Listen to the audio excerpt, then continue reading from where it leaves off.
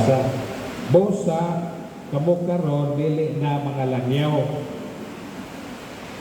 o mga dumudoong, kundi mga katagilungsod na sa mga balaan o mga sakop na sa panimalay sa Dios. So kita dire gitawag tag sakop ta sa panimalay sa Dios. Sa espirituhanon magsuon ta. Amen. Mo nay labing importante nga ningon pa ang atong Ginoo. Gingon nga sa diya nga niyang inahan o diyang mingson magigsulti niya nga dunay iyahan tinunan niyo matutudlo. Ginoo, ang imong mingson magigsulti nimo sa kinsa man akong mingson. Ang akong mingson katong nagtubag sa pagluton sa akong amahan nga tuwa sa langit. Amen.